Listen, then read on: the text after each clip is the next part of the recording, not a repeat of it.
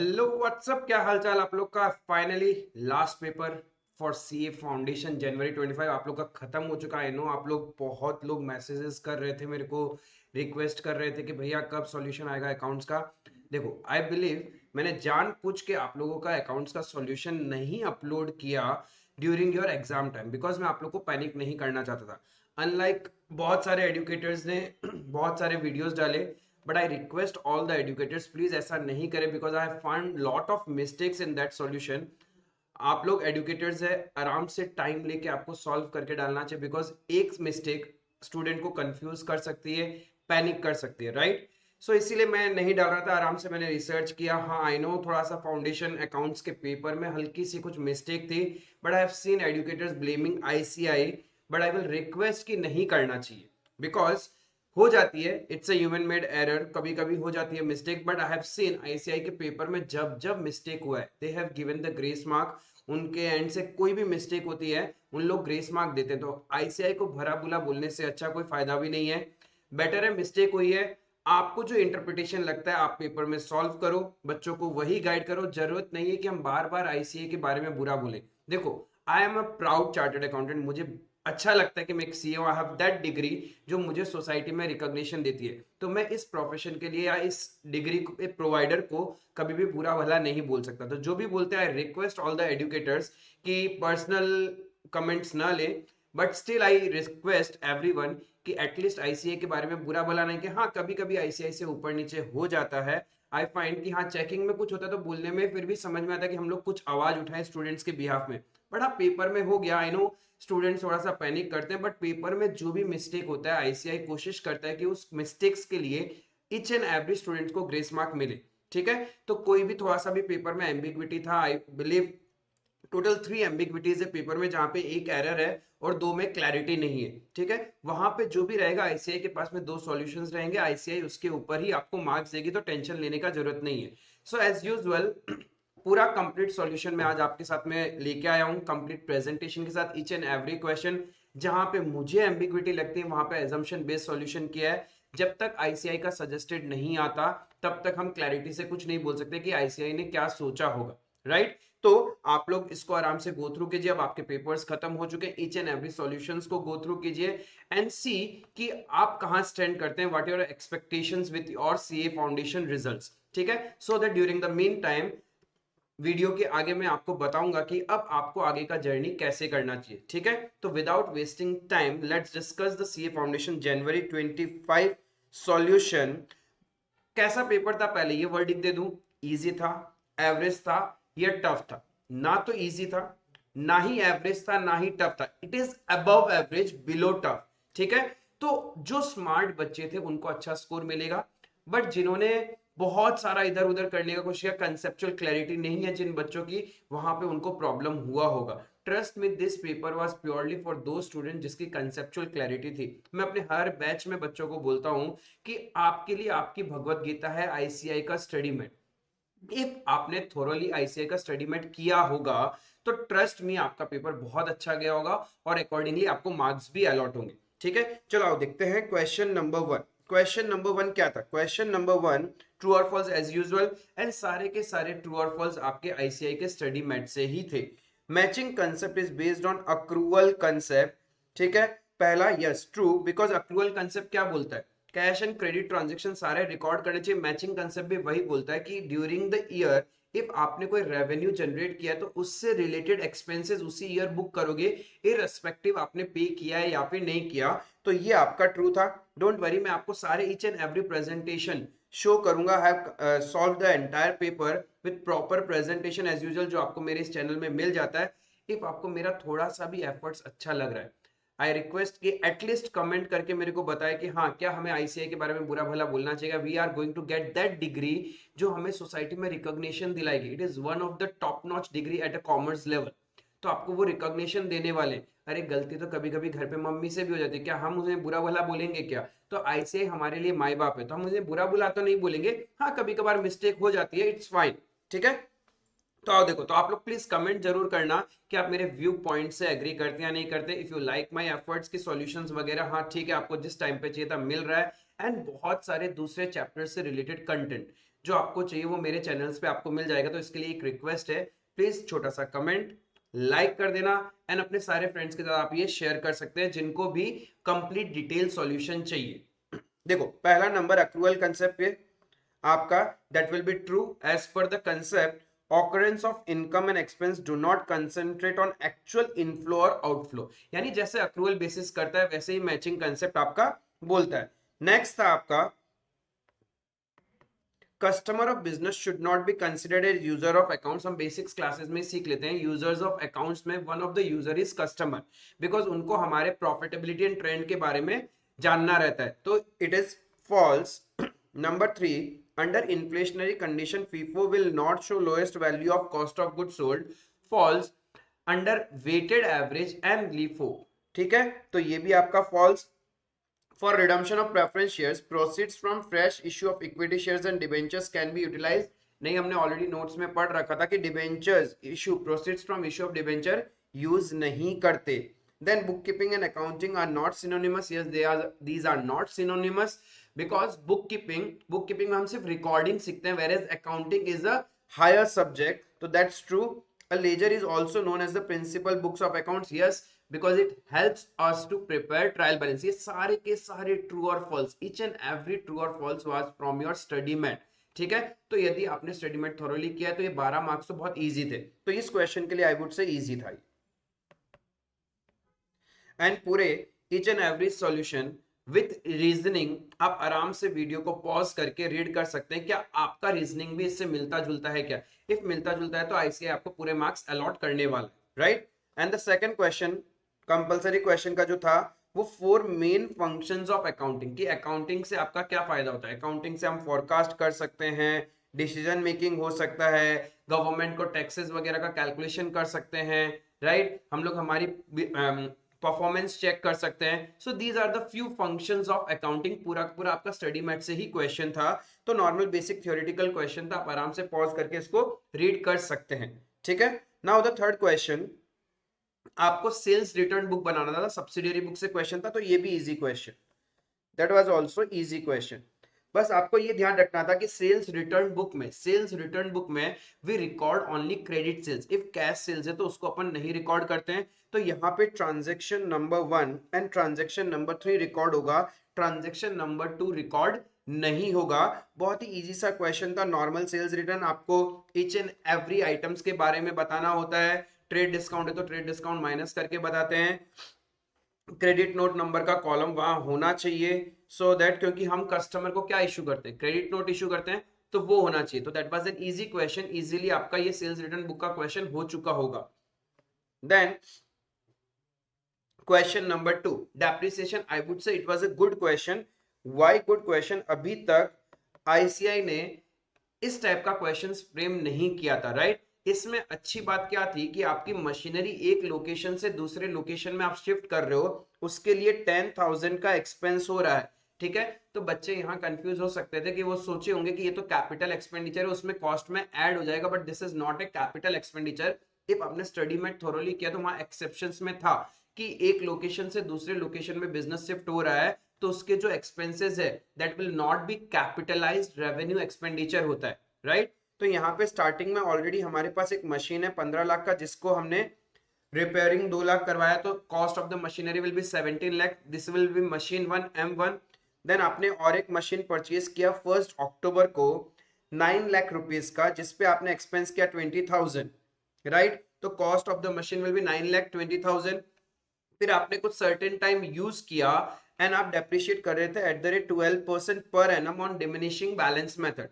अब from 1 April 2023 company ने decide किया कि स्ट्रेट लाइन मेथड में चले जाएंगे, WDV से स्ट्रेट लाइन। तो जब भी year of change in method होता है तो सबसे पहले उस ईयर के बिगनिंग का हमें बुक वैल्यू चाहिए, उसके अकॉर्डिंगली फिर आगे का प्रोसेस होगा।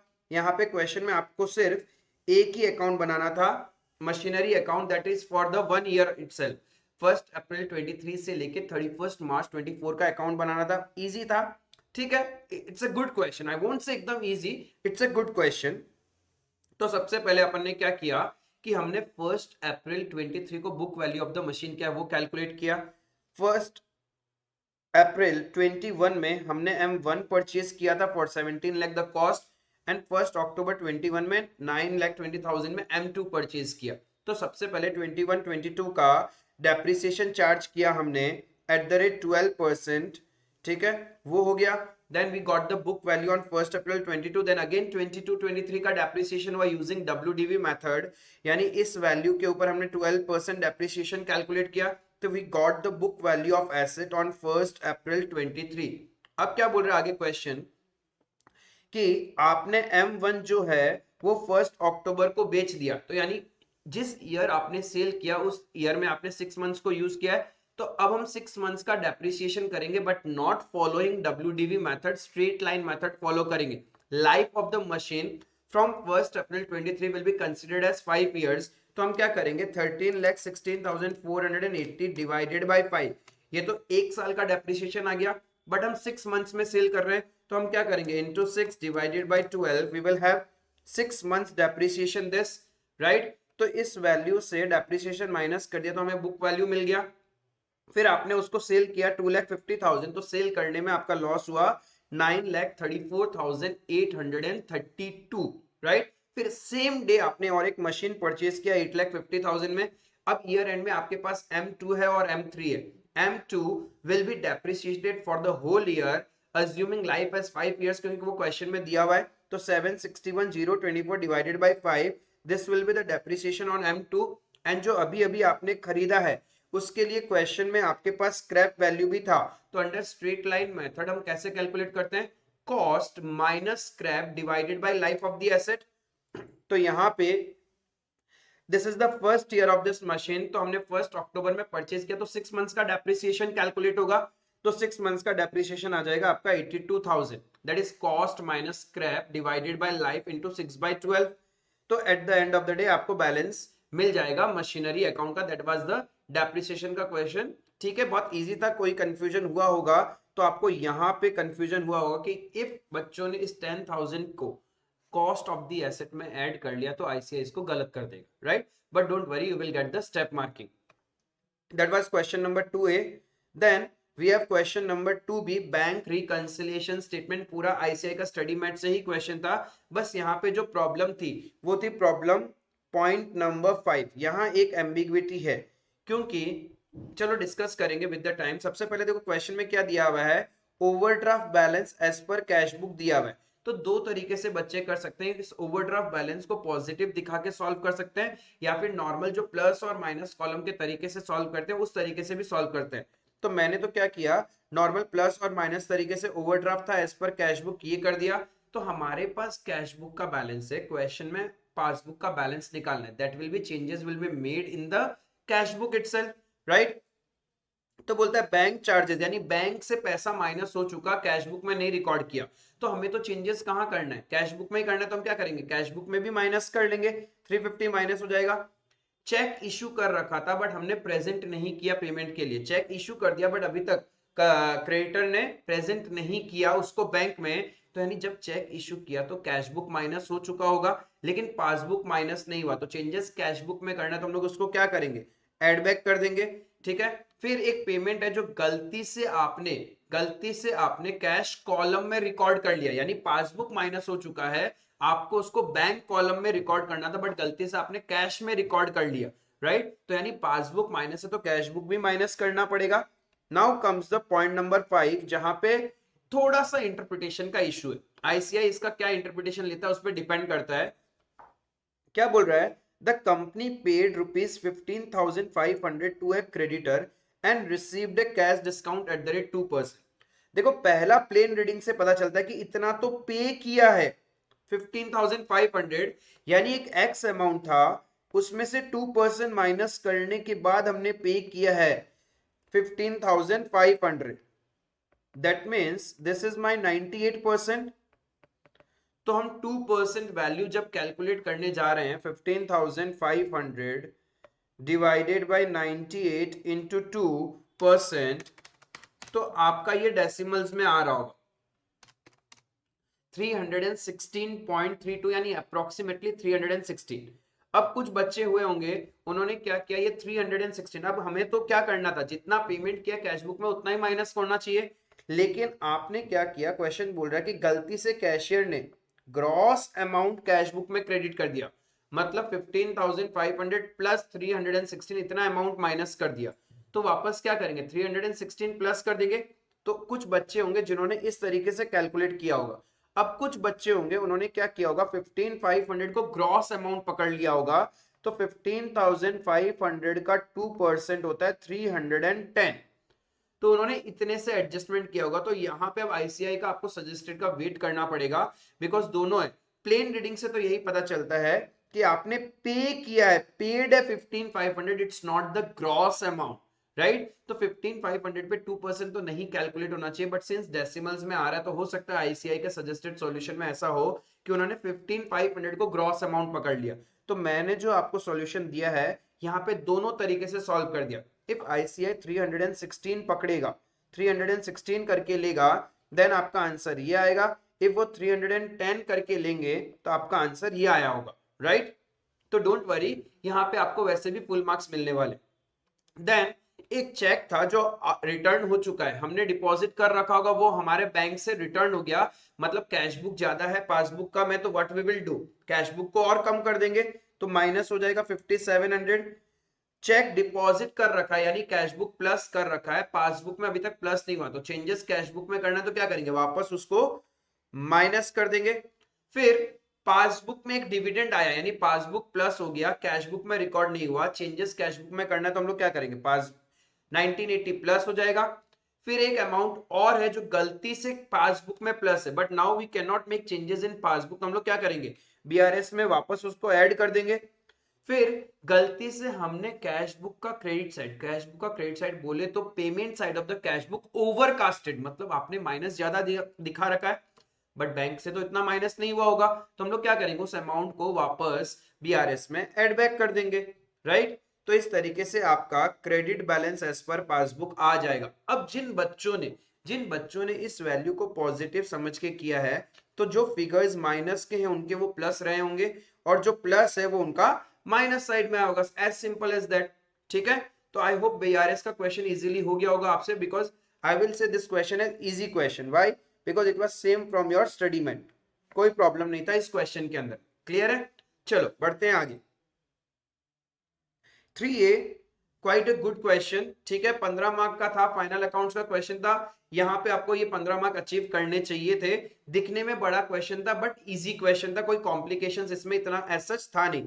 आपको ट्रेडिंग अकाउंट बनाना है, पीएनएल अकाउंट बनाना है और बैलेंस शीट बनाना था, ठीक है। अब देखो कैपिटल है बैलेंस शीट में जाएगा, ओपनिंग स्टॉक ट्रेडिंग अकाउंट में, cash in and balance sheet, cash at bank balance sheet, investment balance sheet, deposits balance sheet. बस ध्यान रखना है इन्वेस्टमेंट में 9% और डिपॉजिट में 10% है, तो 50,000 का 9%, 50,000 का 9% 4,500 एंड डिपॉजिट्स पे 10% इंटरेस्ट, दैट इज 3,000, इतना आपको मिलना चाहिए। 30,000 सॉरी 30,000 आपको मिलना चाहिए। देन ड्रॉइंग्स बैलेंस शीट में जाएगा, परचेजेस आपका trading account, sales trading, return inward trading, return outward trading, carriage inward trading, rent PNL, salaries PNL, debtors balance sheet, creditors balance sheet, bank loan balance sheet. ध्यान रखना bank loan at the rate 12% है, but loan आपने 1 अक्टूबर को लिया है, that means interest will be paid for 6 months, तो कितना होना चाहिए 2 लाख पे 12% फॉर 6 months, 2 लाख पे 12% फॉर 6 months, दैट मीन्स आपका 12,000 का इंटरेस्ट होना चाहिए, पेड होना चाहिए। अब furniture balance sheet, interest paid है 12,500, वी नीड टू सी क्या कोई एडजस्टमेंट है क्या इसके ऊपर में, बट ये पीएनएल में जाएगा, interest received PNL, advertisement PNL, printing and stationery PNL, electricity charges PNL, discount allowed PNL, discount received PNL, bad debts PNL, general expense PNL, motor car expense PNL, insurance premium PNL, travelling expense and postage and courier, ये सब PNL में जाएगा। अब आओ adjustment discuss करते हैं। Value of stock as on 31st March is 7,65,000, this is closing stock, दो जगह जाएगा, एक ट्रेडिंग अकाउंट और एक बैलेंस शीट में। This includes goods return by customer, ये ऑलरेडी इंक्लूडेड है बट हमने उसका एंट्री नहीं कर रखा, दैट मीन्स आपने बिजनेस में एक एंट्री नहीं कर रखा, सेल्स रिटर्न टू डेटर, यानी इस 25,000 से क्या होगा, सेल्स रिटर्न बढ़ जाएगा और डेटर्स का वैल्यू कम हो जाएगा। फिर है purchase include one furniture item purchased on 1 January for 10,000, यानी गलती से आपने फर्नीचर खरीदा था, उसको परचेज मान लिया, तो एडजस्टमेंट एंट्री क्या होगा, फर्नीचर डेबिट टू परचेज, यानी परचेज से माइनस कर देंगे 10,000 और जब बैलेंस शीट में फर्नीचर दिखाएंगे 10,000 प्लस हो जाएगा, प्लस इसके ऊपर डेप्रिसिएशन भी कैलकुलेट होगा eight the rate 10% from 1 January till 31 March, that is 3 months का। और आपके पास ट्रायल बैलेंस में यहाँ फर्नीचर अलग से भी था 25,000, इस पे जो डेप्रिसिएशन कैलकुलेट होगा that will be for the whole year. Next, 1 month rent is outstanding and 12,000 is payable towards salary, यानी बोल रहा है कि एक महीने का रेंट आउटस्टैंडिंग है, इसका मतलब जो हमें रेंट दिया हुआ है ये 11 मंथ्स का है, ये 11 मंथ्स का है, तो 66,000 11 मंथ्स का है, तो 1 मंथ का कितना हो जाएगा 6,000, तो ये आउटस्टैंडिंग है, इसमें ऐड हो जाएगा और बैलेंस शीट के लायबिलिटी में चला जाएगा। फिर सैलरी के लिए साफ साफ क्वेश्चन ने ही बोल दिया कि आपका पेबल कितना है 12,000, तो ये 12,000 यहाँ पे आउटस्टैंडिंग बोल के ऐड होगा और बैलेंस शीट का लायबिलिटी साइड में जाएगा। आई होप यहाँ तक क्लियर है, कोई डाउट नहीं है आप लोग को, आराम से बहुत इजीली ये क्वेश्चन पेपर में हो गया। हाँ, it was a bit time consuming, but आपने पीसफुली किया होगा तो बहुत परफेक्टली मैच हुआ होगा ये। Then interest paid include 9,000 paid against bank loan, यानी देखो हमने इंटरेस्ट पे किया है टोटल 12,500, जिसमें से 9,000 तो अलग से एक सेपरेट कोई बैंक लोन है उसके लिए पे किया है हमने, पेड अगेंस्ट बैंक लोन, तो हमारा अदर कितना हो गया, बैंक के लिए 9,000, लेकिन बैंक के लिए पे कितना करना था 12,000, बैंक लोन पे इंटरेस्ट पे करना था आपको 12, बट आपने पे किया सिर्फ 9,000, दैट मींस 3,000 इज आउटस्टैंडिंग, बाकी जो अमाउंट है वो अदर कोई कैटेगरी के लिए हमने इंटरेस्ट पे किया होगा। Then question is saying provide for interest payable on bank loan, वो हमने निकाल लिया 3,000, and interest receivable on investment and deposits. अब देखो interest receivable on interest and deposits, total interest receivable कितना है 34,500 interest on investment and deposits, but आपको interest मिला कितना है, इंटरेस्ट रिसीव्ड है 28,500, मिलना चाहिए 34,500, मिला है 28,500, that means 6,000 is accrued, 6,000 is accrued. ये आप क्या करोगे, पीएनएल में ऐड कर दिया होगा और बैलेंस शीट के एसेट साइड में जाएगा। आई होप क्लियर है यहां तक। Then provision for doubtful debt बनाना एट द रेट 5%। अब हमारे डेटर्स थे कितने, we had a debtors amounting to rupees 2,35,000, जिसमें से एक सेल्स रिटर्न 25,000 का एडजस्टमेंट था, सेल्स रिटर्न का एडजस्टमेंट था, वो करने के बाद जो वैल्यू होगा उसके ऊपर अपन 5% प्रोविजन बनाएंगे। Then insurance premium include 18,000 paid towards proprietor life insurance policy, यानी ये ड्राइंग्स हो गया, तो इंश्योरेंस प्रीमियम से 18,000 माइनस हो जाएगा और ड्राइंग्स में आपका 18,000 ऐड हो जाएगा, सिंपल। इसके अलावा कोई एडजस्टमेंट आपका था ही नहीं। इफ आपने सेम इसी तरीके से किया होगा तो आपका ट्रेडिंग अकाउंट में ग्रॉस प्रॉफिट आया होगा 7,57,000, 7,57,000। आप आराम से प्रेजेंटेशन देख सकते हैं, कौन सा ऐड करना था कौन सा लेस करना था, हमने पूरा डिस्कस कर लिया।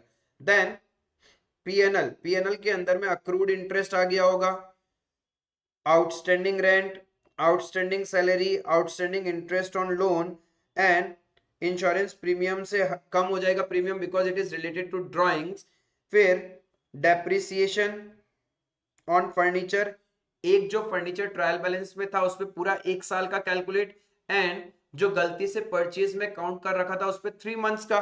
फिर provision for doubtful date eight the rate 5% बनेगा, लेकिन जो ट्रायल बैलेंस में दिया हुआ है उस पर नहीं, जो 25,000 का एडजस्टमेंट था वो करने के बाद, ये सब करने के बाद आपका नेट प्रॉफिट आया होगा 2,97,250। फिर बैलेंस शीट ड्राफ्ट करेंगे, बैलेंस शीट का टोटल आपका आया होगा 14,44,750, 50, आप आराम से तसल्ली से प्रेजेंटेशन पोस्ट करके देख लीजिए कि आपकी क्या मिस्टेक है। इफ आपकी छोटी मोटी कोई पर्टिकुलर पॉइंट को लेके मिस्टेक है तो टेंशन मत लीजिएगा, ICAI properly step marking allot करते हैं। 15 मार्क का क्वेश्चन, इफ एक दो छोटा मिस्टेक हो भी गया तो ट्रस्ट में आपको 10-11 नंबर तो आराम से इस क्वेश्चन में मिल जाएंगे, कोई प्रॉब्लम नहीं होना चाहिए, राइट। चलो let's discuss the next question. देखिए थोड़ा नया question, effective capital employed. ICA का स्टडी मेट में कहीं छुपा के है, but effective capital employed normally student क्या करते हैं, इसको थोड़ा सा लाइट वेट लेते हैं, पार्टनरशिप से थोड़ी ना ये पूछेगा, तो इन्होंने यहाँ पे इफेक्टिव कैपिटल एम्प्लॉयड भी पूछ लिया, plus interest on capital, interest on drawing भी पूछ लिया। तो आई वुड से this is a good question, it's a good question. अब जिसने 100% स्टडी मेट को किया है, कंसेप्चुअल क्लैरिटी है, वो तो आराम से कर लिया होगा। तो इफेक्टिव कैपिटल निकालने के लिए हमें सबसे पहले ये देखना है कि कैपिटल कब कब चेंज हुआ। जैसे मिस्टर एक्स है, स्टार्टिंग में उसने 2,80,000 लगा रखा था बिजनेस में, एंड देन 2 मंथ्स के बाद उसने और 20,000 इन्वेस्ट किया। तो ये जो 2,80,000 था उसके बिजनेस में 2 मंथ्स के लिए था, तो वी हैव अ प्रोडक्ट। तो इस तरीके से नेक्स्ट 3 लाख उसके बिजनेस में 4 मंथ्स के लिए इन्वेस्टेड थे। अगेन उसने 15,000 इन्वेस्ट कर दिया, तो टोटल कैपिटल हो गया 3,15,000, that too remain for 4 months. फिर उसने विड्रॉ कर लिया capital, left is 2,90,000 for the 2 months. Multiply करके टोटल करेंगे तो we had effective capital 36 lakh. Similarly Y का इफेक्टिव कैपिटल आएगा 21,60,000। और ये जो दो रेशियो है इसी के बेसिस पे is the profit sharing ratio. तो on the basis of effective capital employed, profit sharing ratio will be 5:3। फिर आपसे इंटरेस्ट ऑन कैपिटल पूछा। अब नाउ इंटरेस्ट ऑन कैपिटल दो तरीके से आप निकाल सकते थे, each and every individual value पे आप निकालो, या फिर डायरेक्टली जो ये टोटल है इस पे 1 मंथ का कैलकुलेट कर सकते हैं। तो मैंने क्या किया, डायरेक्टली इसी वैल्यू पे 1 मंथ का इंटरेस्ट कैलकुलेट कर दिया, तो आपका आईओसी बन के आया for mister X 36,000 and for mister Y 21,600। Then interest on drawing, यहाँ पे एवरेज पीरियड मेथड कंसेप्ट आ जाएगा। ड्राइंग के लिए क्या बोला था कि मिस्टर एक्स ने जो ड्राइंग किया eight the beginning of each quarter, if beginning of the each quarter करोगे तो your first drawing will be on 1 April and last drawing will be on 1 जनवरी। तो 1 अप्रैल से 31 मार्च ड्यूरेशन इज 12 मंथ्स, वेयर 1 जनवरी से 31 मार्च duration is 3 months. तो average करेंगे तो 12 plus 3 divided by 2 7.5 is the average period. Whereas Mr. Y के लिए बोला at the end of each month, at the end of each month का मतलब फर्स्ट ड्राइंग 30th अप्रैल, last drawing 31st मार्च। तो first drawing date से लेके year and तक, last drawing से ईयर एंड तक ड्यूरेशन होता है हमारा 11 एंड 0। तो 11 प्लस 0 डिवाइडेड बाई 2 5.5। तो बस नॉर्मल था। और 5,000 हर क्वार्टर में, तो इंटू 4 कर देंगे एवरी क्वार्टर, तो पूरा साल का ड्राइंग हो गया 20,000। सिमिलरली 1,500 पर मंथ है, तो इंटू 12 करेंगे तो पूरा एक साल का ड्राइंग आ जाएगा। And rate of interest was 10%, 7.5 यहाँ पे, यहाँ 5.5, तो आपका इंटरेस्ट ऑन ड्राइंग आ जाएगा। It was a good question, ठीक है। जो प्रॉब्लम हुआ होगा कि आपका इफेक्टिव कैपिटल एम्प्लॉयड का कंसेप्ट यदि आपने अच्छे से रिवाइज नहीं करके, तो यहाँ थोड़ा सा प्रॉब्लम आपको हुआ होगा, but it was a good question, आराम से हो जाना चाहिए था। देन नंबर 4A पार्टनरशिप का 15 मार्क का क्वेश्चन आईसीआई ने पूछा, डेथ से related. It was very easy question, कोई प्रॉब्लम नहीं था, हुबहू आपके स्टडी मेट से ही रिलेटेड था, तो इसमें प्रॉब्लम नहीं होना चाहिए। यहाँ पे 3 पार्टनर है, मिस्टर ए, बी एंड सी, जिसमें से सी का डेथ हो गया ऑन 30th ऑफ जून, तो बचे ए और बी, राइट। अब ध्यान रखना बैलेंस शीट के अंदर में जनरल रिजर्व है एंड जॉइंट लाइफ पॉलिसी। तो जनरल रिजर्व तो तीनों पार्टनर्स में बढ़ जाएगा, बट जॉइंट लाइफ पॉलिसी जो है, अब कोई पार्टनर मर चुका है, पूरा का पूरा वैल्यू मिलेगा, तो anything higher than this 90,000 will be distributed between all the partners.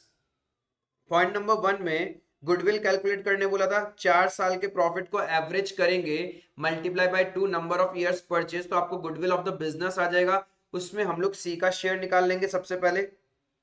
तो आपके पास में ओल्ड रेशियो था 3:1, क्वेश्चन में न्यू रेशियो दिया हुआ था ए और बी का 5:3, तो गेनिंग सैक्रिफाइसिंग रेशियो निकाल लिया आपने 3:1 is the gaining ratio between A and B. फिर कैलकुलेशन ऑफ गुडविल शो कर दें, तो आपका गुडविल आ रहा है बिजनेस का 2,40,000, जिसमें से 1/6 रिलेट्स टू सी, उसको मिलेगा, कौन देगा, गेनिंग पार्टनर ए और बी सी को दे देंगे in the ratio of 3:1, that is 30,000 and 10,000। फिर till the date of death C के हिस्से का प्रॉफिट निकालना है। वो कैसे निकालेंगे? क्वेश्चन ने बोला एवरेज प्रॉफिट ले लो 4 साल का। 4 साल का एवरेज प्रॉफिट गुडविल के लिए निकाला 1,20,000। तो 3 मंथ्स तक जिंदा था, तो पहले 3 इंटू 3/12, तो बिजनेस का प्रॉफिट आ गया। उसमें सी का हिस्सा कितना? 1/6। तो आपको कितना मिल जाएगा? सी का share of profit will be 5,000। तो यहाँ पे PNL suspense account debit, PNL suspense account debit to C's capital, ये क्या करेंगे अपन? सी को मिल जाएगा प्रॉफिट। फिर आपको रिवैल्यूएशन करना था, लैंड एंड बिल्डिंग का वैल्यू बढ़ाना था, स्टॉक का वैल्यू बढ़ रहा था, मशीनरी का वैल्यू कम हो रहा है, फर्नीचर एंड फिक्सचर का वैल्यू कम हो रहा है, प्रोविजन फॉर डाउटफुल डेट्स बनाना है। तो रीवैल्यूएशन से आपका प्रॉफिट आया होगा 26,100, जो आपने पार्टनर्स के बीच में डिस्ट्रीब्यूट कर दिया एज पर ओल्ड रेशियो 3:1। ठीक है, that was easy. Revaluation quite easy था, यहाँ पे आपको फुल मार्क्स मिलना चाहिए। एंड वर्किंग शो करना था कि वर्किंग शो करना चाहिए एग्जाम में। देन पार्टनर्स कैपिटल अकाउंट बनाना है। सबसे पहले ओपनिंग बैलेंस लिख लिया, फिर जो जनरल रिजर्व था वो बांट दिया। फिर क्वेश्चन में बोला है joint life policy, joint life policy से आपको कितना रुपए मिल रहा है? 2,40,000। 90,000 तो ऑलरेडी हमने बैलेंस शीट में रिकॉर्ड कर रखा है, यानी वो पार्टनर्स में जा चुका। तो difference value will be transfer to the partner as per their old profit sharing ratio, वो चला गया। सी को गुडविल का हिस्सा दे देंगे, ए और बी देगा। रीवैल्यूएशन का प्रॉफिट आ जाएगा, PNL suspense that is C का share of profit till the date of death. इससे हमें सी का फाइनल सेटलमेंट करना है, कुछ भी कैरी फॉरवर्ड नहीं करना, वरना सीज एग्जीक्यूटर अकाउंट या सीज एग्जीक्यूटर लोन में जाता हो। तो हमने इमीडिएटली पे ऑफ कर दिया एंड बाकी ए और बी का बैलेंस बच गया इतना। कोई भी कैपिटल एडजस्टमेंट वगैरह इस क्वेश्चन में कुछ नहीं था, तो नॉर्मल था, इजी था, पार्टनर्स कैपिटल। फिर बैलेंस शीट नॉर्मल था, इसमें कुछ भी मेजरली ध्यान रखने वाली चीजें नहीं थी, बस कैश एट बैंक ध्यान रखना था कि 32,300 हमारे पास पहले से कैश था। जॉइंट लाइफ पॉलिसी का 2,40,000 बिजनेस में इनफ्लो हुआ एंड उसमें से हमने टोटल बैंक में से 246,850 सी को पे ऑफ कर दिया। तो final bank balance will be 25,450। That was the partnership का क्वेश्चन। काफी सही क्वेश्चन आया इस बार। हाँ, कुछ टॉपिक्स है पार्टनरशिप से जो टच कर सकता था आईसीआई, बट उन्होंने अभी तक किया नहीं है। ठीक है, तो हो सकता है कमिंग अटेम्प्ट्स के अंदर जैसे डिसोल्यूशन के क्वेश्चंस है, पीस मिल डिस्ट्रीब्यूशंस है, गार्नर वर्सेस मूरे रूल है, तो वो सब कमिंग अटेम्प्ट्स में मुझे ऐसा एक्सपेक्टेशन अब लग रहा है कि आईसीआई शायद कमिंग अटेम्प्ट के लिए उन क्वेश्चंस को टच करे। तो आपको बहुत अच्छे से कमिंग अटेम्प्ट्स के लिए, जो भी नए बच्चे हैं जो प्रिपरेशन कर रहे हैं फॉर द कमिंग अटेम्प्ट्स, आपको बहुत थॉरोली प्रिपेयर करना चाहिए। फिर से बोल रहा हूँ, आप कहीं से भी पढ़ो, कहीं से भी पढ़ो, but your base should be ICI का स्टडी मेट। इफ आपने आईसीआई के स्टडी मेट को थोरली पढ़ा है तो आपको कुछ भी इधर उधर ध्यान देने की जरूरत नहीं है। एंड छोटा सा सजेशन मेरा आप सब बच्चों के लिए रहेगा, देखो मुझे नहीं पता कि आप लोग में से कौन कंफर्टेबल किस टाइप की क्लासेस में रहते हैं, बट माय एक्सपीरियंस सेज कि इफ आपकी सिटी में ऑफलाइन क्लासेस है तो you should prefer the offline classes in compare to the online classes, because offline classes में आपका ओवरऑल डेवलपमेंट पॉसिबल है, बट ऑनलाइन क्लासेस में ओवरऑल डेवलपमेंट नहीं है। ओनली एक्सेप्शन है कि टाइम सेव के अलावा कोई सेव नहीं होता। इफ आप मिड लेवल के स्टूडेंट है तो आपको कभी ऑनलाइन जाना ही नहीं चाहिए। देखो मैं खुद ऑनलाइन प्लेटफॉर्म पे डाल रहा हूँ, डजंट मीन कि मैं नहीं चाहता कि मेरी क्लासेस बिके, मेरे दूसरे सिटीज के बच्चे मेरी क्लासेस को ना ले, that's not the purpose, but the real जो सजेशन होता है मैं वो दे रहा हूँ, बाकी आपका कॉल है। मुझे ऐसा लगता है कि इफ आपके सिटी में ऑफलाइन एजुकेटर्स है तो आपको उनके पास जाके ही पढ़ना चाहिए, क्योंकि उनसे जो आपको हेल्प मिलेगी वो ऑनलाइन एजुकेटर से वो हेल्प आपको नहीं मिलने वाली, राइट? तो ये छोटा सा सजेशन है, मानना नहीं मानना आपकी मर्जी। चलो डिस्कस करते हैं आगे। Next question, statement of affairs पूछते हैं, यानी इनकम्प्लीट रिकॉर्ड्स में से क्वेश्चन आया। इनकम्प्लीट रिकॉर्ड्स का क्वेश्चन बहुत ही इजी क्वेश्चन था, कुछ भी नहीं करना था। बिल्डिंग का वैल्यू दिया हुआ है, फर्नीचर का वैल्यू दिया हुआ है, तो डेप्रिसिएशन माइनस करने के बाद आपका क्लोजिंग वैल्यू आ जाएगा। ठीक है, एकदम सिंपलेस्ट ऑफ द क्वेश्चन था। फिर आपसे पूछा profit and loss for the year, तो जब आपके पास क्लोजिंग कैपिटल और ओपनिंग कैपिटल है, एडिशनल कैपिटल पता है, ड्रॉइंग्स पता है, तो डिफरेंस वैल्यू ऑटोमेटिकली प्रॉफिट निकल के आ जाएगा। बहुत ही इजी सा क्वेश्चन था। सबसे पहले नॉर्मल स्टेटमेंट ऑफ अफेयर्स बनाएंगे। ठीक है, वहां पे आपने सारा वैल्यूज को प्लॉट कर दिया, मैंने बोला डेप्रिसिएशन माइनस करने के बाद डाल दोगे, तो capital as a balancing figure आपके पास आ जाएगा। Now we have opening capital, we have closing capital, right? यानी 3,14,500 से 432,600, ये कैसे हो गया? तो क्वेश्चन बोल रहा है कि आपने during the year additional capital भी ऐड किया था प्लस ड्रॉइंग्स भी किया था, तो डिफरेंस यदि आप देखोगे तो आपका प्रॉफिट फॉर द ईयर आ रहा होगा 1,08,100। इजी क्वेश्चन था, एकदम इजी क्वेश्चन। तो पार्टनरशिप वाला जो 20 मार्क्स का क्वेश्चन था, आई थिंक वो इजी था, वहां पे आपको फुल मार्क्स अचीव करने चाहिए। अभी तक एम्बिग्विटी की बात करूं तो बीआरएस के क्वेश्चन में बस एक थोड़ा सा इंटरप्रिटेशन का इशू है, वो आईसीआई के सजेशन से ही क्लियर होगा कि आईसीआई 15,500 को ग्रॉस मानती है या फिर नेट मानती है। तो मैंने तो दोनों तरीके से सॉल्यूशन करके आपको बता दिया। अब चलते हैं आगे। 5 का है OMG, आई वुड से गजब क्वेश्चन। आप बहुत सारे बच्चों को इसमें प्रॉब्लम हुआ होगा, और इस क्वेश्चन में एम्बिग्विटी है, अजम्पशन है। मुझे नहीं पता कि ये क्वेश्चन फ्रेम करने वाले से कुछ तो ब्लंडर हुआ है, कुछ मिसिंग इंफॉर्मेशन यहां पे रह गया, क्योंकि जो प्रॉब्लम हुई है, एक तो पहली चीज अच्छी बात यह है इस क्वेश्चन की, इन्होंने बैलेंस शीट सिर्फ ओपनिंग बैलेंस शीट मांगा है, एंड देन हमें इनकम एंड एक्सपेंडिचर दे दिया, रिसिप्शन पेमेंट अकाउंट बनाना है। But the problem is that सब कुछ सही था, परफेक्ट था इस क्वेश्चन के अंदर में, नीचे इंफॉर्मेशन लिखा स्टेशनरी डेप्रिशिएट होता है 25% से और स्पोर्ट्स मटेरियल डेप्रिशिएट होता है 50% से। तो इफ आपका स्टेशनरी का डेप्रिसिएशन 1500 है फॉर 25%, तो मैं 100% वैल्यू निकाल सकता हूं 1500 डिवाइडेड बाई 25%, 6000। लेकिन मेरे पास स्टेशनरी था ही 4000 का था, इसका मतलब ड्यूरिंग द ईयर आपने 2000 का स्टेशनरी परचेज किया होगा, that too at the beginning of the year, तभी जाके आपका डेप्रिसिएशन 1500 बनेगा। पहला चीज तो ये। नाउ दूसरा चीज बोलता है स्पोर्ट्स मटेरियल पे 50% का डेप्रिसिएशन है, तो ये डेप्रिसिएशन ऑन स्पोर्ट्स मटेरियल है। इफ 50% इज 22,000, तो 100% होगा 44,000। बट हमारे पास स्पोर्ट्स मटेरियल सिर्फ 30,000 का ही था, तो हाउ कम 44,000 का डेप्रिसिएशन?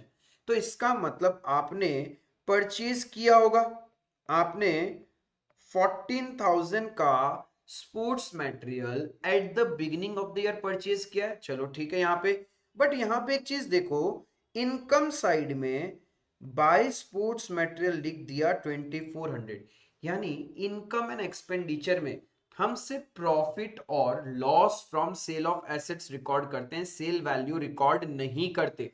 अब हमें पता ही नहीं है ये 2400 रुपए का जो एसेट बेच के फायदा हुआ है ये क्या है। तो आई थिंक ये होगा ऐसा कि यहाँ पे एक अजम्पशन है कि ये जो सेकंड हैंड मटेरियल है ये फुल्ली डेप्रिशिएट हो चुका था पहले ही, हमने जस्ट नॉर्मली इसको स्क्रैप किया है, स्क्रैप करके 2400 मिला है, यानी करंट ईयर में इसका कोई भी डेप्रिसिएशन नहीं करना था, पूरा पहले ही डेप्रिशिएट हो चुका था। 2400 में जितना बेचा वही मेरे लिए प्रॉफिट हो गया, यही अजम्पशन मैंने पकड़ के सॉल्व करिए, बिकॉज और कोई रास्ता इस क्वेश्चन में दिखाई नहीं दे रहा था। बाकी इसके अलावा इस क्वेश्चन में कोई ऐसा एम्बिग्विटी था नहीं। देन एक ध्यान में रखना था कि टूर्नामेंट फंड क्लोजिंग बैलेंस 6000 बचा है, बट नीचे में लिख दिया था after deducting tournament expenses of 14,000। Beginning में टूर्नामेंट फंड कुछ भी नहीं था, इसका मतलब टूर्नामेंट फंड पहले ड्यूरिंग द ईयर हमें फॉर टूर्नामेंट 20,000 रिसीव हुआ होगा, जो रिसेप्शन पेमेंट में आएगा, फिर उसमें से 14,000 हमने एक्सपेंस कर दिया जो आपका पेमेंट साइड में चला जाएगा, तभी बैलेंस 6000 बनेगा। बस जो एम्बिग्विटी का पॉइंट था, मेरा भी एक बार के लिए रुक गया था, मुझे भी इस क्वेश्चन को 3-4 बार पढ़ना पड़ा, तो एज ए स्टूडेंट आपको भी थोड़ा सा प्रॉब्लम हुआ होगा। बट इफ स्मार्ट बच्चे हैं और आपने इस पूरे क्वेश्चन को ही स्किप किया होगा, तो I think that was the best call at exam time. But आपने किया है तो कुछ ना कुछ अजम्पशन बेस किया होगा। अब यहाँ पे आईसीआई का क्या वर्डिक्ट आता है, जब उनके सजेस्टेड आएंगे तभी हमें पता चलेगा। हाँ, कुछ ब्लंडर यदि उनसे रह गई है तो ट्रस्ट मी, आपने अटेम्प्ट किया है तो आपको प्रॉपरली मार्क्स अलॉट किए जाएंगे। तो मेरे अकॉर्डिंग ओपनिंग बैलेंस शीट बनाना बहुत ही इजी था, जो जो क्वेश्चन में दिया हुआ था बस वही प्लॉट करना था, तो कैपिटल फंड बैलेंसिंग फिगर करके आ जाएगा, इसमें कोई प्रॉब्लम नहीं था। रिसेप्शन पेमेंट में ध्यान में रखना था, ओपनिंग कैश दिया हुआ है, सब्सक्रिप्शन का एडजस्टमेंट करने का, सब्सक्रिप्शन से कितना पैसा मिला वो मिल जाएगा, बस स्पोर्ट्स मटेरियल का एजम्पशन लिया है हमने। Then sports material purchase stationery कितना परचेज किया, tournament expense, honorarium, general expense, ये सब तो क्वेश्चन में ही था तो डायरेक्ट हो गया। Then donation for club building, एक ये आ गया, टूर्नामेंट फंड 20,000 मिला और टूर्नामेंट एक्सपेंसेस 14,000 हमने कर दिया, तभी क्लोजिंग बैलेंस 6,000 हुआ होगा, राइट। तो स्पोर्ट्स मटेरियल अकाउंट बना के हमने कैलकुलेट करने का कोशिश भी किया वर्किंग नोट में।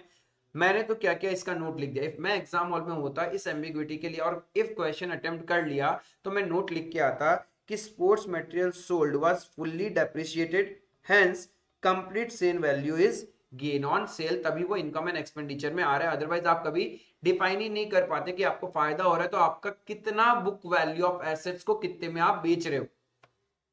आप ये भी नहीं बोल सकते भैया हो सकता है ना जो बुक वैल्यू था उसी पे बेच रहे हैं, तो जितना बुक वैल्यू था उतने में ही इफ आप सेल कर रहे हो तब वो कभी इनकम एंड एक्सपेंडिचर में आएगा ही नहीं, बिकॉज इनकम एंड एक्सपेंडिचर में सिर्फ प्रॉफिट और loss from sale of assets आता है, राइट। देन स्टेशनरी जब परचेज किया है वो हमने अज्यूम कर लिया कि beginning of the year purchase किया होगा, तो इससे हमने कितना स्टेशनरी परचेज किया वो निकाल लिया, राइट। क्लियर है यहां तक? तो that was the question, it was very very good question ICI का तरफ से। अब क्या ब्लंडर रहा है वो तो हमें सजेस्टेड देख के ही पता चलेगा। देन बिल्स ऑफ एक्सचेंज का क्वेश्चन आया, इजी क्वेश्चन, स्टडी मैट से ही क्वेश्चन था, कोई प्रॉब्लम नहीं था। मिस्टर ए ने सबसे पहले बिल एक्सेप्ट किए दो, 1,50,000 एंड 60,000। पहला वाला बिल 2 महीने के लिए था, दूसरा वाला बिल 3 महीने के लिए था, राइट। देन मिस्टर बी ने क्या किया, फर्स्ट वाला बिल डिस्काउंट करवा लिया। फर्स्ट बिल डिस्काउंट करवाने के बाद ड्यू डेट से पहले ही मिस्टर ए ने रिक्वेस्ट किया कि दोनों बिल को कैंसिल कर दो एंड दोनों बिल के ऊपर में और एक्स्ट्रा 2 मंथ्स का टाइम दो विथ इंटरेस्ट नया बिल ड्रॉ कर दो, दैट्स इट। इससे ज्यादा कुछ था नहीं। फिर जब नया वाला बिल ड्रॉ किया गया तो मिस्टर ए इंसॉल्वेंट हो गया, तो हमें सिर्फ 50% उससे रियल एस्टेट से मिले। तो इजी सा क्वेश्चन था। मिस्टर बी का बुक्स में हमें अकाउंटिंग करना है। सबसे पहले मिस्टर ए से एक्सेप्टेंस मिला ऑन 1 जून, फिर 3 जून को हमने बिल नंबर 1 को डिस्काउंट करवा लिया बैंक से। अब बिफोर द ड्यू डेट उसने रिक्वेस्ट किया था, तो फर्स्ट बिल का जो ड्यू डेट है उस दिन क्या करेंगे, अब मिस्टर ए को फिर से अपने बुक्स में डेटर बना लेंगे। ऑलरेडी हम बैंक से डिस्काउंट करवा चुके, तो बैंक को तो हमें पे करना पड़ेगा। तो वेयर एज बिल्स रिसीवेबल 2 का रिवर्सल एंट्री, इस इतना अमाउंट के लिए वो 2 महीना एक्स्ट्रा मांग रहा है, तो इस अमाउंट पे eight the rate 12 months for 2 months interest calculate होगा, दैट इज 4200। नया बिल बनाएंगे, मिस्टर ए ने एक्सेप्ट किया, बिफोर द ड्यू डेट वो इंसॉल्वेंट हो गया, तो हम क्या करेंगे, ये वाला बिल अगेन कैंसिल हो जाएगा, रिवर्सल। तो इस बिल का रिवर्सल हो जाएगा और सिर्फ 50% ही हमें मिल रहा है, 50% मिल रहा है, मतलब बाकी 50% क्या हो गया, बैड डेट्स हो गया। तो इस वैल्यू का, सॉरी नॉट 50%, 40% ही मिल रहा है, बाकी 60% आपका क्या हो गया, बैड डेट हो गया। तो that was bills of exchange, easy question था, जैसा स्टडी मेट में था वैसे ही क्वेश्चन आया, कोई भी इसमें नयापन था नहीं। देन और एक क्वेश्चन था, now this is a new question. ये पार्ट में प्रॉब्लम नहीं है, बट आईसीआई के स्टडी मेट में ये पार्ट पे कोई क्वेश्चन है नहीं, तो it is a new question, I would से रदर गुड क्वेश्चन। यहाँ पे क्या था, लेकिन आईसीआई एक थ्योरी कवर करता है अपने, कि जब आप इन्वेंट्री की कॉस्ट कैलकुलेट करते हो, तो जब तक इन्वेंट्री आपका प्रीमाइसेस तक नहीं आ जाता तब तक का खर्चा उसकी कॉस्ट में ऐड होता है। एक बार प्रीमाइसेस तक आ गया उसके बाद के खर्चे को हम इन्वेंट्री की कॉस्ट में ऐड नहीं करते, तो यहाँ पे जो वेयर हाउस का रेंट है और एडमिनिस्ट्रेटिव एक्सपेंसेस है ये ऐड नहीं होगा, बट जो ये 300 and 150 freight and unloading charges है वो आपका कॉस्ट ऑफ द इन्वेंट्री में ऐड होगा। इससे आपका कॉस्ट पर यूनिट चेंज हो जाएगा। आपको वैल्यू ऑफ इन्वेंट्री बताना है by weighted average method and FIFO method. तो weighted average method day wise हमने टेबल बना लिया, राइट। बस आपको ध्यान में रखना था ये वैल्यूज, कि जब आप परचेज कर रहे हैं तो आपका क्या हो जाएगा, जब आप परचेज कर रहे हैं तो आपका ये वैल्यूज बदल जाएगा। आई होप आप लोग क्लियर हैं। परचेज करने से आपको बस ये 2 एक्सपेंसेस ऐड करने थे, 450 रुपीज, फिर जाके डिवाइडेड बाय क्वांटिटी करोगे तो पर यूनिट रेट आ जाएगा, राइट। तो बाय वेटेड एवरेज आपका इन्वेंट्री का वैल्यू आएगा 2108। अब फीफो के अंदर अगेन टेबल बनाने का जरूरत नहीं, बिकॉज फीफो में क्या होता है, फर्स्ट इन फर्स्ट आउट, तो हमारे पास जो इन्वेंट्री बचा होगा वो लेटेस्ट परचेज वाला बचा होगा, और लेटेस्ट परचेज हमारा ये था लास्ट परचेज। तो लास्ट परचेज यहां से ही हमारे पास वो 100 यूनिट्स बचे होंगे, राइट। तो 100 इंटू 21.9, तो बाय फीफो मेथड इजीली हमारा वैल्यूएशन ऑफ इन्वेंट्री निकल गया। अच्छा था, इजी क्वेश्चन था, नयापन था, तो आई वुड से गुड। तो यहाँ पे आपके पास ऑप्शन थे, जिन्होंने बिल्स ऑफ एक्सचेंज किया वेरी गुड, अदरवाइज यहाँ कंफ्यूजन था। कुछ लोगों ने क्या किया होगा, वेयर हाउस का रेंट इन्वेंट्री की कॉस्ट में ऐड कर दिया होगा। इफ नहीं किया तो यू आर गुड, कोई प्रॉब्लम नहीं, आपको पूरे मार्क्स मिलेंगे। इफ किया है तो I don't think so ICI कोई भी मार्क्स अलॉट करेगा, तो it was a new question. चलते हैं नेक्स्ट क्वेश्चन में। इजी सा क्वेश्चन था, डिबेंचर्स के ऊपर में पूछा गया है। बस यहाँ पे भी थोड़ा सा कैलकुलेशन पार्ट था जो शायद बच्चों को प्रॉब्लम किया होगा। देखो क्या बोल रहा है, 20,000 8% पार्टली कन्वर्टेबल डिबेंचर्स है 100 रुपए के। डिबेंचर्स ड्यू हो रहा है 1 जून 2024 रिडम्पशन के लिए। रिडम्पशन का टर्म्स क्या है कि 30% कन्वर्टेबल है और बाकी बाकी 70% क्या हो जाएगा, बाकी 70% के लिए कैश दिया जाएगा एट ए प्रीमियम ऑफ 5%। लेकिन जो 30% कन्वर्ट करेंगे वो कन्वर्ट होगा, कंपनी अपने शेयर्स इश्यू करेंगे eight the rate 20 rupees each. तो अपने को निकालना क्या है इस क्वेश्चन के अंदर में, number of equity shares to be allotted to the debenture holder. तो 20,000 टोटल डिबेंचर है, उसका 30% that is 6,000 debentures multiply by face value. इतना रुपए के लिए हमें शेयर्स इशू करना है, दैट इज एक शेयर इशू करेंगे 20 रुपए में। तो यानी कितने नंबर ऑफ शेयर्स देना पड़ेगा, 30,000 शेयर्स अपने को इशू करने पड़ेंगे। That was the first part. फिर सेकंड पार्ट के लिए बोल रहा है कि आपको रिडम्पशन ड्यू करना है, कन्वर्ट करना है, पे करना है, जो भी हो रहा है वो सारा कहानी का जर्नल एंट्री करना है, अज्यूमिंग कि डीआरआर हमने बना रखा है एंड डीआरआरआई भी बना रखा है। अब ध्यान रखना कि हमने ऑलरेडी क्लासेस में सीखा था कि DRR and DRI non convertible portion के लिए बनता है। यहां पे आपका 6 लाख रुपीस तो कन्वर्टेबल पोर्शन है आउट ऑफ द 20 लाख। तो यानी हमने क्या किया होगा, 14 लैक्स के लिए डीआरआर एंड डीआरआई बना रखा होगा। डीआरआर कितना बनता है 10%, तो 14 लाख का 10% 1,40,000 एंड डीआरआरआई बनता है रिडम्पशन वैल्यू का 15%, दैट इज 2,10,000 का डीआरआरआई बना रखा होगा। तो सबसे पहले रिडम्पशन ड्यू किया हमने, प्रीमियम सिर्फ 70% पार्ट के लिए ही ड्यू होगा। देन रिडम्पशन करने से पहले हम अपना डीआरआरआई बेच देंगे, जो ऑलरेडी क्वेश्चन में लिखा हुआ है कि पार वैल्यू सेल हो रहा है। तो मैंने बोला था कि सिर्फ नॉन कन्वर्टेबल पोर्शन के ऊपर ही हमने डीआरआरआई बना रखा होगा, तो वो हमने बेच दिया। देन डिबेंचर होल्डर का रिडम्पशन कर रहे हैं, सिर्फ 30,000 वालों को तो क्या मिल रहा है, इक्विटी शेयर, और बाकी बचे हुए वालों को 14,70,000 कैश पेमेंट यानी बैंक से पे कर देंगे। अब लास्ट में क्या करना है, जितना भी डीआरआर बना रखा होगा, रिडम्पशन हो चुका तो उसको जनरल रिजर्व में ट्रांसफर करना है। तो 1,40,000 बना रखा होगा, बिकॉज नॉन कन्वर्टेबल पोर्शन का ही बनाना था, तो वो जनरल रिजर्व में ट्रांसफर हो जाएगा and premium on redemption statement of PL से आप राइट ऑफ कर दोगे। That was a good question and ठीक है, एवरेज क्वेश्चन था, आई वोंट से इजी, आई वोंट से टफ, एवरेज क्वेश्चन था। बस आपको यहाँ पे ये ध्यान में रखना था कि इसको सेल ऑफ करना है, इसका कैलकुलेशन एंड लास्ट में जनरल रिजर्व में ट्रांसफर करना होता है डीआरआर।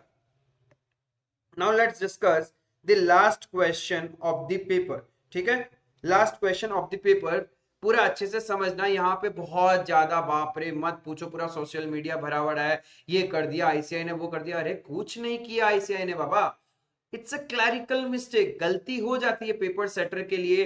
कुछ तो एडुकेटर वो बोल रहे हैं एआई से, चैट जीपीटी से पेपर बनाएंगे तो ऐसा होगा ही, आईसीआई ऐसे। अरे भाई हो जाती है मिस्टेक, इतना ब्लेम क्यों करना है आपको आईसीआई को, एवरी टाइम आपको इतना नेगेटिव क्यों बोलना होता है, ऐसा कुछ नहीं, it's just a clerical mistake. अब यहाँ पे क्या हुआ होगा, ऑथराइज्ड है 20 lakh, that is 2 lakh equity shares, whereas issued है 3 लाख इक्विटी शेयर्स। तो बच्चों को तो पहली बात है कि 3 लाख के हिसाब से ही क्वेश्चन सॉल्व करना था। बाई चांस किसी बच्चे ने 2 लाख के हिसाब से कर दिया होगा, तो आई थिंक आईसीआई यहाँ पे क्या करेगा, उसको मार्क्स अलॉट करेगा, बिकॉज यहाँ से उनसे मिस्टेक हो चुकी है, यहाँ पे उनसे टाइपिंग एरर हो चुका है। 30 लाख होना चाहिए था बट वो 20 लाख हो गया, तो उनसे मिस्टेक हुई है। तो बच्चा कंसेप्ट के पॉइंट ऑफ व्यू से कि issued can never be higher than authorise, तो उसने लिमिट कर दिया होगा इशूड को 22 lakhs के ऊपर में। इफ उसने ऐसा किया है तो आई थिंक आईसीआई को पूरे मार्क्स देने चाहिए, ठीक है। एंड बाकी नॉर्मली सब बच्चों ने क्या किया होगा, 3 लाख के अकॉर्डिंग इस क्वेश्चन को सॉल्व कर देना था। तो मैंने भी इस क्वेश्चन को 3 लाख इक्विटी शेयर इशूड समझ के ही सॉल्व किया है। बहुत इजी सा क्वेश्चन था, बस जो प्रॉब्लम हुई होगी वो यही प्रॉब्लम हुई होगी। उसके बाद इस क्वेश्चन में कोई प्रॉब्लम नहीं, there was no forfeiture, no reissue. क्या था, कॉल्स इन एरियर था, कॉल्स इन एडवांस था, उसके ऊपर इंटरेस्ट का एंट्री था। अब क्या बोल रहा है, एक एप्लीकेंट है जिसके पास 20,000 शेयर्स है, उसने अलॉटमेंट के साथ में ही अपना first call and final call का पैसा दे दिया। अब फर्स्ट कॉल का पैसा मिलना है नवंबर, जुलाई में ही दे दिया, तो जुलाई, अगस्त, सितंबर, अक्टूबर, यानी इस वैल्यू पे उसको 4 मंथ्स का इंटरेस्ट मिलेगा एंड फाइनल कॉल के ऊपर उसको 6 मंथ्स का इंटरेस्ट मिलेगा। यहां से यहां 4 मंथ्स, यहां से यहां 6 मंथ्स का उसको इंटरेस्ट मिलेगा। फिर एक शेयर होल्डर है जिसके पास में 5,000 शेयर्स है, उसने अपना फाइनल कॉल मनी पे नहीं किया ऑन 1 जनवरी, बट उसने पे कब किया है आपको, 1 मार्च, दैट मीन्स 2 महीने बाद, जैन और फेब। तो वो क्या करेगा, इसके ऊपर interest on calls in arrear company को पे करेगा eight the rate 10% per annum. बहुत ही इजी सा क्वेश्चन था। तो सबसे पहले एप्लीकेशन रिसीव एंट्री आ जाएगा 3 लाख रुपीस पे, देन एप्लीकेशन ट्रांसफर एंट्री, फिर अलॉटमेंट ड्यू करेंगे, अलॉटमेंट के साथ आपका प्रीमियम भी था। रिसीव एंट्री में ध्यान रखना है कि जितना अलॉटमेंट ड्यू किया है वो तो मिल ही रहा है, प्लस 20,000 शेयर्स जिसके पास है वो आपको first call and final call money भी पे कर रहा है, तो वो कॉल्स इन एडवांस में चला जाएगा। Then first call money due होगा, फर्स्ट कॉल का रिसीव एंट्री में ध्यान रखना है कि कॉल्स इन एडवांस जो फर्स्ट कॉल वाला था वो एडजस्ट हो जाएगा। Then final call money due करेंगे, फाइनल कॉल रिसीव में ध्यान रखना है एक तो पहले ही दे चुका था उसका एडजस्ट करेंगे, और एक जिसके पास 5,000 शेयर्स है उसका क्या है, एरियर है, तो वो अपन क्या करेंगे, एरियर अकाउंट में डाल देंगे। देन बचा हुआ पैसा आपको फाइनल कॉल का मिल गया। अब जिसने एरियर किया उससे पहले आपका क्या हो रहा है कि 1 जनवरी को कॉल्स इन एडवांस पे आप इंटरेस्ट पे कर रहे हो, तो कॉल्स इन एडवांस में ध्यान रखना फर्स्ट कॉल का जो कॉल्स इन एडवांस था उस पे 4 मंथ्स का इंटरेस्ट कैलकुलेट होगा, और जो सेकंड एंड फाइनल कॉल का कॉल्स इन एडवांस था उस पे 6 मंथ्स का इंटरेस्ट कैलकुलेट होगा जो कि कंपनी पे कर देगा टू द शेयर होल्डर।